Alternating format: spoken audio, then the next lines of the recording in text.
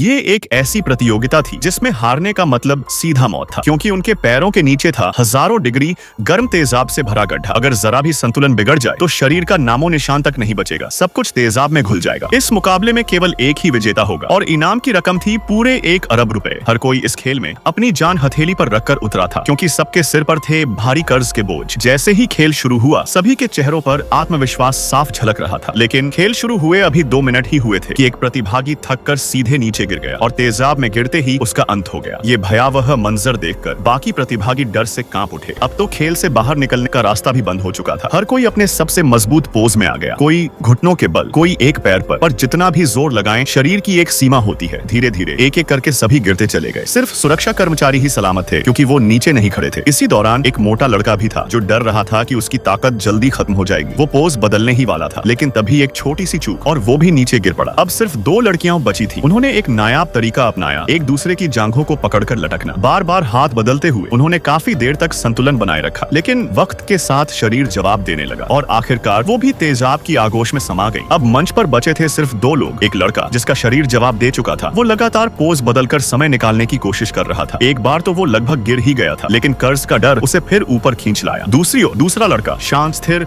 और पहाड़ की तरह मजबूत। वो सिर्फ अपनी सांसों को कंट्रोल करके अपनी ताकत को संभाले जा रहा था। और आखिर में वही हुआ जिसकी उम्मीद थी। पहला लड़का गिर पड़ा और दूसरा लड़का बन गया करोड़ों की इनामी प्रतियोगिता का विजेता।